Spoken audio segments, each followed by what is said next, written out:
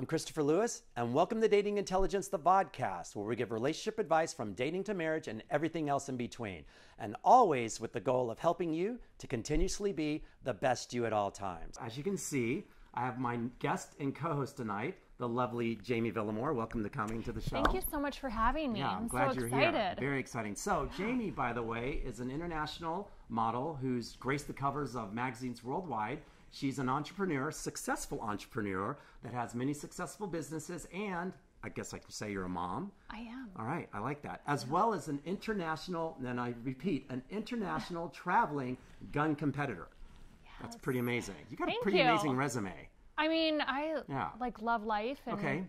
Yeah. All right, I like this. Nothing's off limits, no, right? No, nothing is off limits, and this is what we're getting at today. So I have her on the show today as my, and thank you for being here, by the way, as my gracious and lovely co-host today. And I just want to say that, you know, not only are you beautiful, which is, you know, you're stunning, but you're also a Leo, which is fucking amazing. Are you a Leo? Your birthday's like, I think, a day before mine. Which when is yours? August 2nd. Oh my gosh, mine's August 1st. Yes, see, so. There we go. Kudos. Hey. All right, so Leo's at heart. This is why she's so fucking amazing, guys. And not only that, and what I want to just say, you know, like you have this thing where, you know, your success and your passion, you're driven, and all these facets like end up and circle into your life, which I think makes you more amazing and more astounding in general, just because of how you push the boundaries all the time. Ah, thank you. Yeah. Thank you. Yeah. I mean, yeah, it's definitely always a work in progress, okay. But I literally love what I do, so I think it makes it easy and it flows. And it has to be. If you don't really love what you do, why do we do it, right? Yeah. Yeah.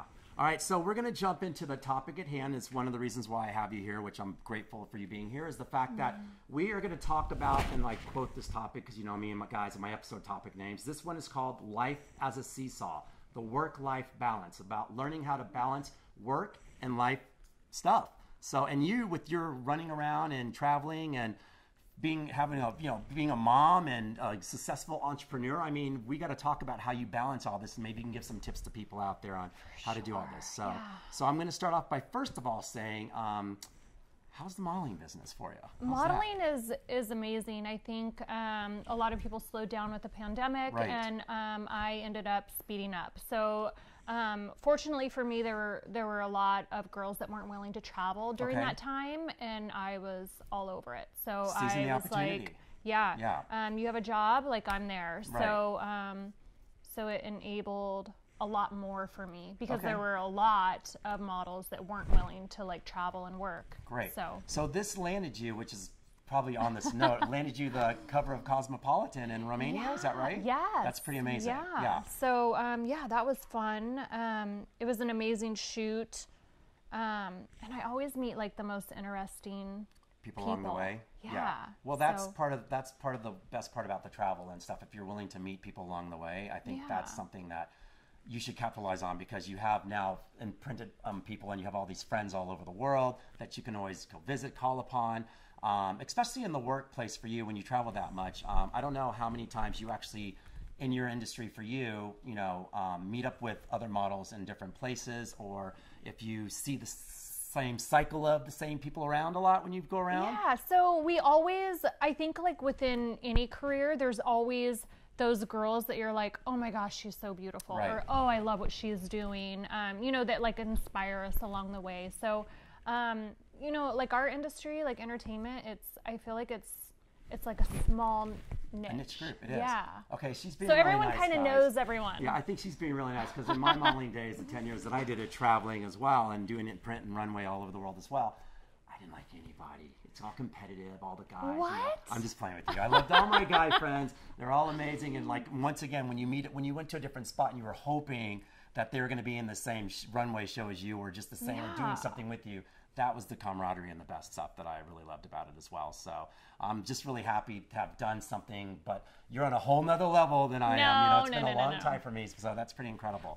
Okay, so you did runway shows. I did runway and print. I traveled around the world this as well. I did runway shows in Italy, England, and then I was in New York a lot as well doing stuff. So love it. Yeah.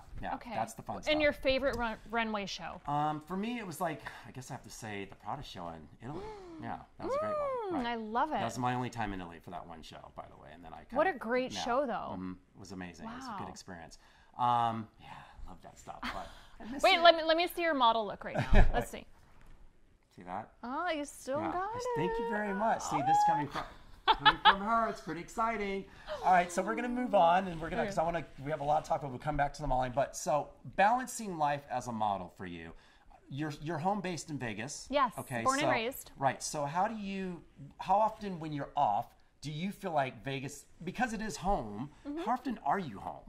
Not a lot. Right. So I think this month I'm literally home 3 days out of the entire month. Okay. So, I mean, like one turnaround is like I literally land and I will probably go home for 4 hours, grab my other suitcase, and I'm on a flight out. I was going to say, and so what do you do within that 3 days if you're home for the days that you're home? What is your favorite thing to do? Lay out in my backyard, for sure. Like, I just want to wake up in the morning with no alarm clock. Okay. Grab my cup of coffee and just lay out in my backyard. Phone on? It has to be on because you need to field some calls. No. Okay. So that's like one thing that I think is extremely important is if you can limit that first hour, like no phone. Okay. No phone, no social media, no emails. Perfect. Like taking that first hour to compose yourself, visualize, manifest, set your goals, set your intentions for the day, right. and that will set my day, and I'm so much more productive than if I fall in, wake up, grab my phone, right. and then, I'm checking emails, and then all of a sudden I'm on Instagram, and then I'm like, hours fly by, yes. you're stressed out. And then I'm like, I look back and I'm like, holy crap, I've been literally laying in bed here for like an hour and a half. Okay. So I've just wasted an hour and a half. Okay. So then I bargain with myself and I'm like, no, you were being productive, Jamie. You were. Right. But yeah. Right. So you've learned, because of, like I said, you take the time out for yourself in order for you just to decompress, which is a big importance of a work-life balance. I feel like everyone needs that time to decompress and to take, like she said, time for yourself. And your time is being outside in the sun and just sunning and taking time out. Yeah. Do you have any animals? Oh, so I have a pit bull. Okay. But I mean, I like to say he's mine, but really he's not mine. My daughter's dad keeps him. Okay. So, because I travel so much that I would feel awful, like putting him in a kennel or like pet care. So, right. I'm fortunate enough traveling to. with a pit bull like in a little satchel. I mean, it's like it's too big. Shady is like. He's amazing. Okay. He literally looks like a big Black Panther, and Shady. I like that. Yeah. So if you follow me on Instagram, you'll see Shady in my bed. He's monstrous. And yeah, so my daughter's dad is he's amazing. He takes care of the dog and has a kennel, and so yeah. Okay, so great. It's like And your daughter's now like I noticed that I'm going to say that because I know. Yes. I know that one has just recently graduated. Yes. Congratulations. Thank How's you. that? It's so amazing. One out of the house. Yeah, but I think she's coming back. Okay. Which I'm kind of excited about. Good I don't know. you. Like You're not home enough to really know what it's like, so she's like, I want She's her like, back. yeah, but she feels like it's like her house and she has the house to herself. So I come home and she'll be like, can you put that away? And I'm thinking, I fucking live here. Yeah. Like, how about you put it away? Like, I just put my bag on the counter and like mosey around. She's like, no. Oh, like, so, like you're like the visitor. And then I'm I'm like, wait a minute. I think I'm paying the mortgage here. So how is it? So with that being said, we're going to fast forward to that then. How do you, back in the day and everything now, how did you balance the time with the children? Because that's a tough one. Yes. So now I'm like literally living the dream because I feel like there's no rules. But it's like the roles have reversed. So now the girls think that they're the parent. Right. And I'm the child. So they like to set like dating parameters. Like I'm not allowed to date anyone under 30. Which we're going to get into your dating life soon. Yeah, it's just crazy. Yeah. And then I have to be like, whoa, let's reel it back in. But they're your biggest fans. Oh, and they also know you well. And also any guy that comes in this situation, he has a lot to contend with those three, I'm sure. So we were very like structured being a single mom when they were in like junior high and high school. So there were a lot of jobs that I passed on because clearly like my time at home was more important and my kids were always my priority. So it was really never, that was it. Good. So if it didn't fit with them and my schedule with them, then it was a no-go. Right. I always included them in any trips. So like Philippines. And I'm like a big believer in our kids learn so much more like traveling and being in other areas of the world than they ever do sitting in the classroom. So I'm not like a big proponent on public school at all. Well, plus off of that, going off of what you said, one thing I love about kids being well traveled and stuff as well is that they, they get culture from all walks of life. They learn different things. And they don't feel so sheltered. They're not so single-minded. You know, they're more open to experiencing new people. And quite frankly, they're just not afraid of anything. Right. On top of that as well. Yes. So, what is your favorite? So, with that being said, the Philippines, was that one of the best trips that you had with all of them? So my main ammo and firearm sponsor is based out of the Philippines, so that's their home base. So that's kind of my home away from home. Okay. So how often do you feel like? How often are you there? So typically I'm there almost the entire month of November. So I'm always trying to bring the girls. So McKenna joined me last year. Or not last year, but the year prior. Okay. And yeah, we had an amazing time, and so it was fun. Wow, she's juggling. But, see, this is serious juggling. You have 3 girls, correct? Yes. Yeah, that's some serious juggling. So that's part of the work-life balance that we're trying to discuss here. It's just like, if you think about it, we all get caught up in work. It's especially now with the internet and phones, and it's easily to just sit there and, like you said, be on media all the time, getting work done. And it's very hard to put it down, but like I have problems with putting it down. You know, I'm a tennis pro, so for myself, I'm always fielding clients all sorts of the day, trying to set up the lessons, making sure that everything's set. At last minute notice, when someone cancels, I need to fill in slots. So I try to back off in as much as I can. My girlfriend, you know, she's a doctor, so it's like the little time that we have together, it's that thing where it's like, okay, we both have to sit down and go, we need to put away our social media and really work on being together and spending time together. And there's moments where I know, like, if I get home and all of a sudden I get in that mode, she goes, hi, look at me, I'm here.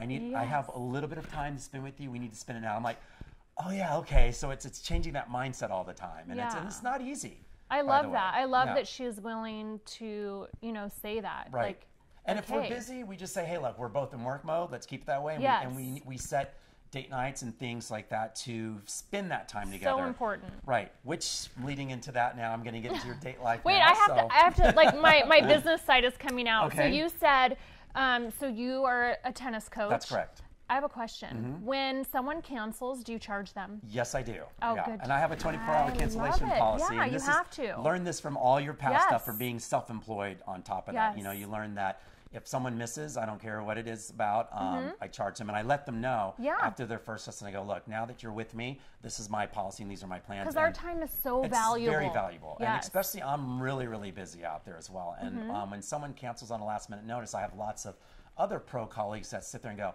man, you know what, they didn't show up and I didn't charge them. Like, that should be a part of your everyday policy. Absolutely. You know? So it's a business, and you treat it as a business. So, I agree. Yeah. So I do that.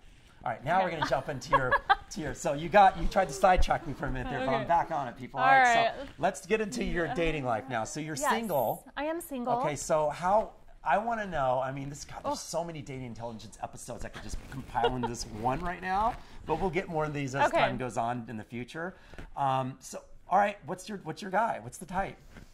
I don't really have a type. That's good. Yeah, so I feel like you have to challenge me mentally to, so yeah, there's like hot guys, they'll get my attention, but I think to keep my attention, you have to stimulate me mentally. You have a list of, like, you have like a list, and by the way, I mean by a list of saying, like, from past dating and this and that, we pick and choose what we see as what we need. Or what we think we need. Yes. Because I've gotten into that trap too, where I think I need X, Y, and Z, and then I meet someone, and then I'm like, okay, that's not as important. Like, I love this aspect that they bring to the table. See, I always bring up my strippers. I mean, I always say that just for the hell of it. So I gotta laugh at her. I always said that the strippers was what I wanted, and I realized they're not really what I wanted. They just didn't read they met none of my parameters that I wanted. Actually, that list was just maybe they were like good for that one thing. You thought, and once again, it's a thought of X, Y, and Z of what you think you want. Yes, but I found the perfect match for me. So she's amazing. I love it. Yeah. Okay, is she blonde or brunette?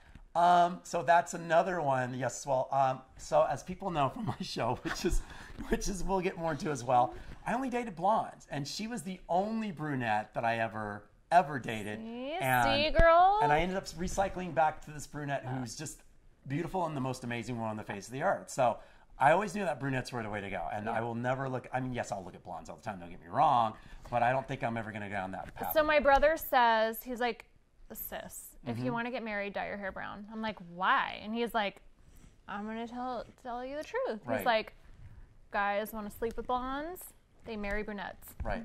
And I'm like, that could be a good point. Really? And I could go so deep into that one as well. There's so many different reasons on why you think that as well. But it's the first thing that you see in a group of people, in a sea of people, the blonde's always going to stick out no matter what.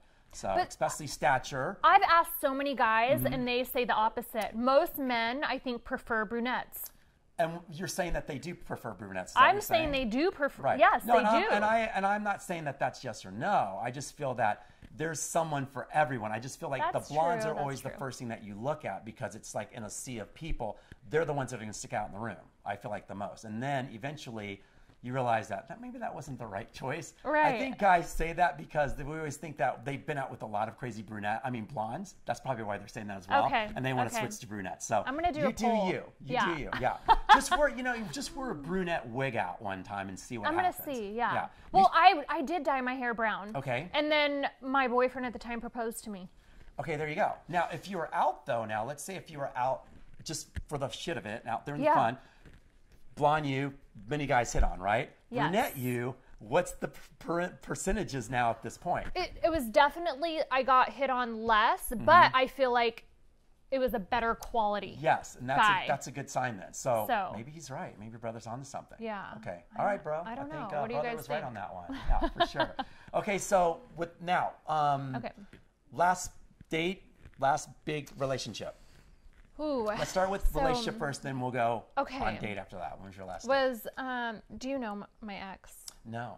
No? Oh, you didn't look him up or anything? No, I did not. Yeah, I want to save all the good stuff for the show, Jamie. I don't want to know everything, because then I would be surprised. So yeah, my ex is actor Taylor John Smith. Okay. Who is an amazing person.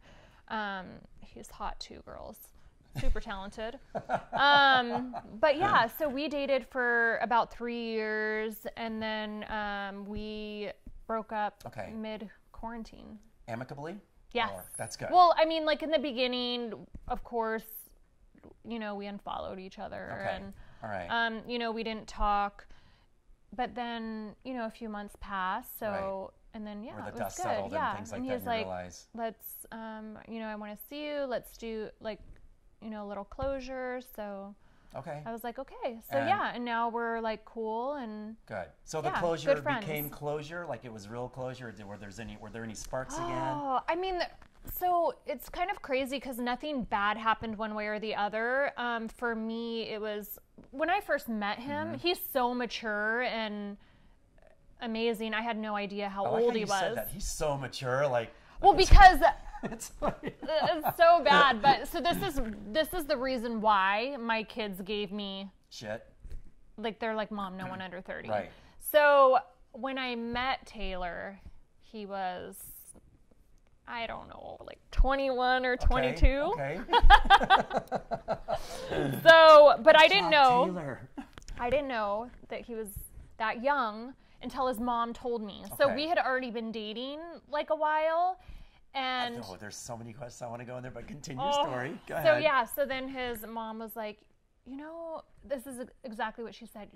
Jamie, Taylor's really like a 40-year-old man. And then I was like, wait, what? Like, what is she talking about? Right. And then she was like, he's very mature for his age. He took on a lot, very young. And so then, of course, it sparked the question, like, how old is Taylor? Right. And she looked at me like, you've been dating my son for how many months? And how do you not know how old he is? Because it's not something that you typically talk about. You don't go on a date and say, hey, how old are you? Right. I mean, that's why there's a taboo with women, but I didn't know women did it with guys as well, though. There's always a taboo. Well, how? I was like, I don't know. I don't ask her right now. I'll ask her somewhere down the road. But, with guys, do you girls do that with guys as well sometimes? I mean, so I've been on, I'm embarrassed. Like, if I'm on a date with, like, someone that I think might be older, I'm embarrassed to ask because I don't ever want to offend anyone and be like, hey, how old are you? Yeah, you need your daughters to be in there now and just answer all these hard questions for you. Yeah, get the girls to do it for you now. I feel like our age doesn't matter. It's like our spirit. Right. So either you connect or you don't. I agree with that. So I don't need to know the number. And so for him, that was like a prime example is, the number didn't matter. Right. But and he matched up to the maturity level of what you said. Like I brought him we traveled all over the world and we were such a great team because believe it or not, I'm not that super social. Like I have a little like social anxiety, and he is like on it. So he worked that room, and I was like, it just made me. I was like, wow, like perfect. He was like so much more sexy for that. I was like, great. he was definitely like my wingman. All right. Okay. So.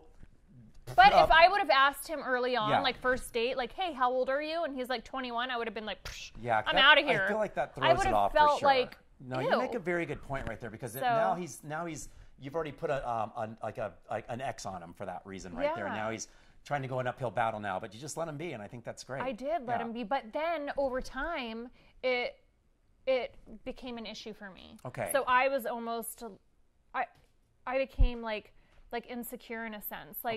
Like I'm with such a great guy. Like I have my kids. Like I was married. Like he's so amazing, and I love him so much that I'm like, he deserves all those things. Great. Yeah. So, and like you don't want to take that away from him. Yeah. And then he would say, it's not your choice to make. Like right now I don't want to have kids. Like I want a life with you. Right. Those are big questions that I'm sure which you guys have all talked about as well, and things like that. But that's why the communication is key, people. You need to communicate. So, all right. So after post breakup, which I'm sorry, sounds so amazing, but yet it's a breakup. But you guys are still friends, though, right? Yeah, still hanging out? We're great friends. Okay, good. Okay, so since then, I know it's been very hard through pandemic time, but how is dating through the pandemic for you? I mean, is there anything out there, or are you just focused straightly on work now? And these are the balances that I want to know. Like you have to, if you work that much, and through these times of the pandemic, people, it is very hard to have dating and social life because it was virtually impossible to do that. So how did you supplement that side of it? A few of my girlfriends were doing virtual dates, which I thought was a little like awkward and weird. So I'm like, you just set up a FaceTime and eat dinner? And they're like, yeah, and we have conversation. I'm like, that's so weird. But then I'm also like a little more old fashioned in the sense that I don't want to do like the dating apps. So I've never been on like Tinder, Bumble, like anything like that. Good for you. So I want to meet someone like in person. So was it through recommendations then now at this point in time? Oh man. Or? So yeah. Do you have a Rolodex of guys and say, okay, here's the Rolodex of past guys that I might give a chance? I think, to be honest with you, like Taylor, I met him because he like slid in my DM on Instagram. Okay. So like a few people have, and then or we've met through work or like mutual friends. Which is totally fine, because it's just like if that's where your work-life balance is with work, of course you're going to find people through those avenues, which I feel happens to a lot of people. Because you don't have the time when you're jet setting everywhere, and if you're going to go off somewhere and you're in, you know, like you said, the Philippines for only like 3 days, for instance, you don't have time to really form any sort of bond, unless you know you're coming back through there like often. Right. So, and then it's just so far away that, I mean, I don't know. Like, I mean, so he was in LA and I'm Vegas, so the long distance for us worked. Right, and which isn't too far away. But I mean, so now I'm like kind of, you know, I don't know. Okay, all right. I don't know. Okay, well, to be continued on that one, guys. Yeah, to be continued. See. So we are now going to get into, I want to know about now. So you're on a competitive gun team. Yes. Now, this woman wields a gun, people. I don't know how many guys secure at that, but I know I'm standing behind her, and every door I walk in, so I'm behind you. Okay. You lead. I normally like to lead, but in this instance, you take the front, and I'll walk behind you very cautiously. But I want to know, how did you get started in this? How long have you been on competing competitively, and how does this work into your balance of life now? Okay, so the competitive shooting came into play kind of through modeling. I got cast for a show. Great. I didn't end up doing the show, but I fell in love with the sport. Great. So I trained with a lot of the special forces and started in the that's amazing. Tactical world. And then I met, I feel like everyone knows my story, kind of. But so then I met JJ Rakaza, who's world champion shooter. Great. And I was through this whole system. So while I was trying out for the show, they were like, "You're awful and you suck." And but you have your license to shoot now, license to kill. Yeah, I do have my CCW. But basically, they were just like, "You're horrible. You're never going to be good. Just quit while you're ahead." Like, okay, wow, they really made you feel special. Yeah. So, but for me, it was like such motivation. Like I left there feeling like shitty a lot, and the girls would be like, "Are you okay? I feel so bad. They're so mean to you." And I would be like, "No, I'm fine." And then I'd call my dad. And I'm like, "Dad, I really suck." So yeah, I think that motivated me to be like, no, I can pick this up and I can do well. Okay. And then that's when I met JJ and I'm like, "Can you help me get accurate?" And he was like, "Yeah, let's do it." Was it also in that point in time like an outlet for you as well? Like, you know, like a hobby, but more of an outlet. Wow, this is something that everyone needs that outlet.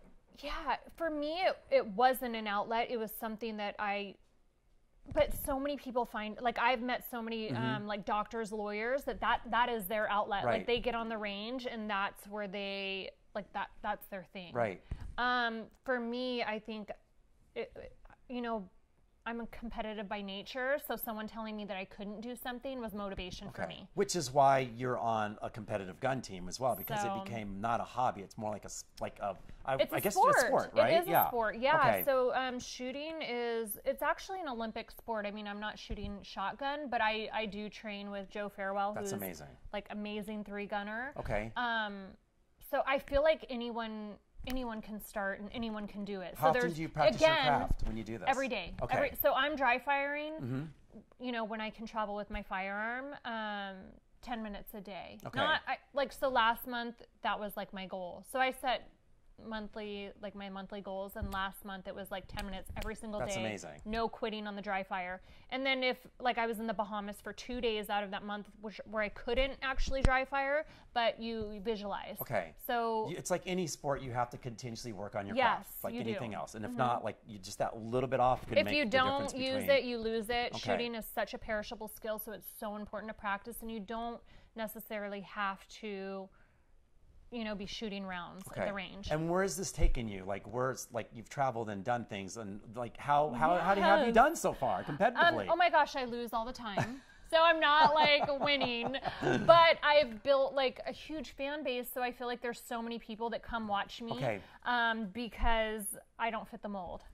So I think it like inspires people. But so I always, you know, like my team, sometimes I'll end up on the super squad. So if you guys don't know what the super squad is, it's literally out of hundreds of people, it's like the top like 8 shooters. So everyone comes to watch these 8, 10, you know, however many people shoot because they're the best from all over the world. In the world.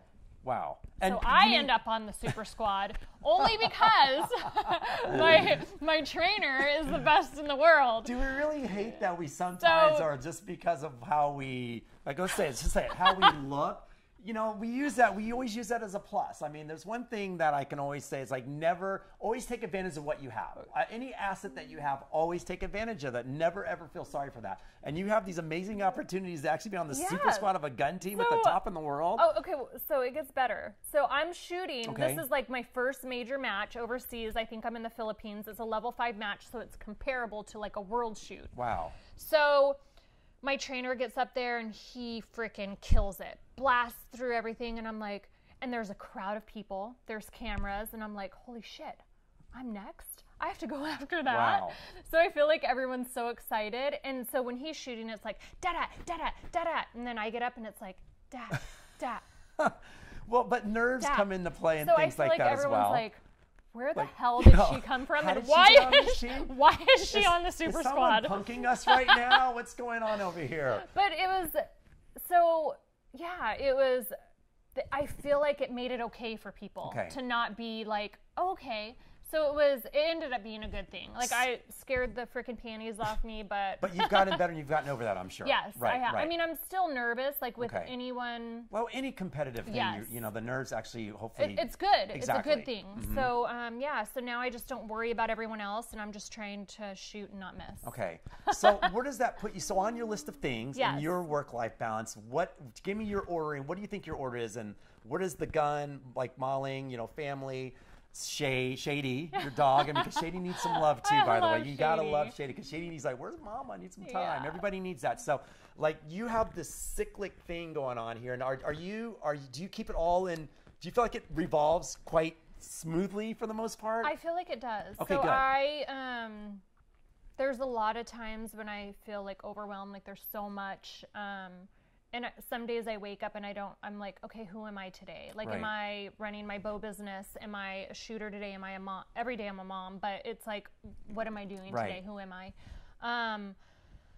But I've learned to get rid of expectation and kind of like give it to God and just trust in the process. That's great. So I have to wake up and just do the best I can every day and kind of let it flow. That's a great saying right there. Like she said, it's like what she just said right now. You just have to sometimes just, the expectations are the ones I feel that put us into that stress ball. It puts us into that fear or whatever it is. And so, and off that, which is a funny thing I just thought about. Have you ever waited tables before? No. Okay, so so people, if you've ever waited tables, that for me, I feel like, and you've managed quite well in your life, by the way, your time management of waiting tables will set you for life. If you can manage more than like 5 or 6 tables at a time without going in the weeds, and all you servers out there in the world know what I'm talking about. You know, if you can manage that, I feel like you can manage your time doing anything. And that to me is the setting up of a work-life balance from there. It's the easiest way that I say, if you really want to learn work-life balance, wait tables. Because if you get it down right and you feel like you're running everything smoothly, you'll probably run everything else in your life pretty smoothly. But it doesn't run smoothly all the time. Not all no the matter time. how hard we try. Exactly, that's very or true. Or how good we think that we are. There's always a kink or something or a slip up or something. I get that. So I think learning to redirect and letting go of expectations is key. Right. And the faster you learn how to redirect, that's you, once again, letting things go and just saying, look, I can't go down this path. Let me just take this one at ease. Don't stress out about it. And it works really well that time. So I always tell my girls too, as a business owner, what do I look for? Mm-hmm. For me, it's problem solvers. Okay. Someone that can redirect, like you have an issue, that they can figure it out, redirect, and get back on track. Can you spot that right away with someone in your businesses? I think I can, okay, because it's the little things. Like well, plus you look for it as well, like you said. So that's going to be like this pronounced thing that's just amplifying, right? And you'll notice it right away. I feel like so that's so great. if you were like, hey, go get me a cup of water, and then I'm like, well, where are the cups? Where are the, you know what I mean? How about you just open the cabinet and find out where the cups are? Like, do you know what I mean? Someone that can figure it out and get it done. I love that. That's good. All right. Yeah. All right. So we are going to stop there, my dear. And I'm so happy to have you on the show.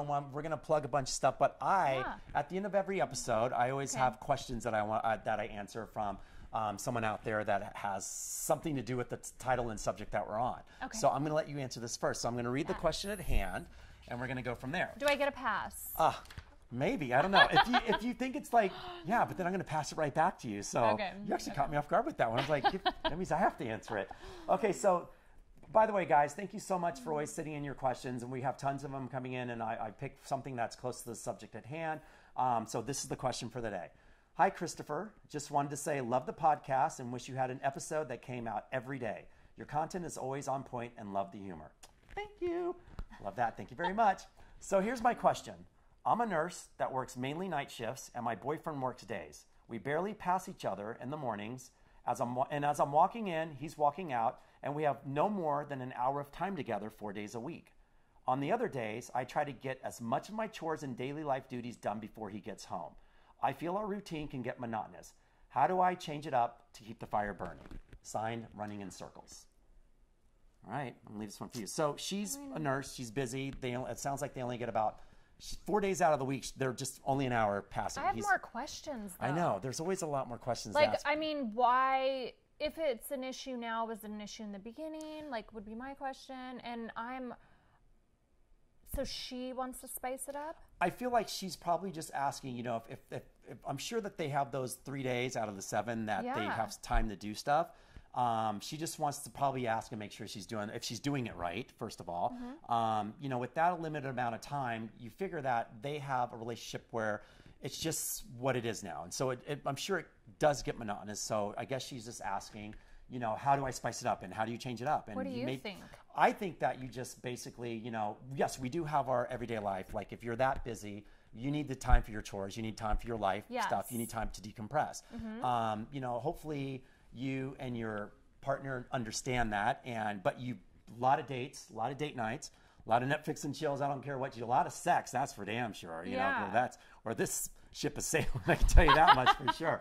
So lots of that for sure. But just also making sure, and I'm going to go from your side first, running in circles, making sure that you're making him feel special, first of all. Yes. And by the way, vice versa, he needs to make sure that he's making you feel special because your ass is working the night shift and just as busy as he is. And so there needs to be, I guess, an even ground here where you guys are doing it for each other. I feel like you get what you give. So if she is like loving on him like crazy and making him feel super special, typically that's going to come full circle. So that's a good answer. So I feel like, take him on a date, like take him to the park, like read to him, give him a massage, like let him come home and be like sexed up in some lingerie, like surprise him. These are great answers. Have like dinner and then like be in his tie and like some and sexy what she just shoes. said, guys, we're easy, ladies. We are so easy. Just like she just said, just walking in and just like she said, some lingerie. I mean, we're set for like about a good month because we have that mental picture now for a month. And then we're easy like that. So like send them something sexy at work. Agreed. Yeah. And be like, get home, babe. You could be the worst cook on the face of the earth. I mean, like she said, just do something that you feel that he will enjoy, and make sure like he's stepping up to the game as well and doing what you need. I feel like he will though. Like if she's giving, agreed, then he is going to be like, oh shit, how can, if he genuinely loves her and cares about her, he's going to be like, oh, what can I give my girl? I think that's a fantastic answer. See, you answered it. You didn't even need to take a pass. Oh, okay. You answered it perfectly. All right, guys, that is our episode. Jamie, thank you so much for being my guest and co-host today. You are amazing. All right, so I want you to, anything for you to plug right now? Anything that you want to tell the people out there what's going on with you at this moment in time? Yeah, at this moment in time, I am a huge supporter of Innocent Armor, so check them out if you haven't heard of Innocent Armor. They are an amazing company. Website? It is www.innocentarmor.com. Okay. Fashionable clothing that's actually bullet resistant for all the moms and parents. They have backpacks as well. So you mean I don't have to hide behind you? Safe. You don't. You don't. I mean, they have, the jackets. That's great. Jean jackets, leather jackets. Okay. But the backpacks are my favorite. That's fantastic. Okay, and let them know where they can find you.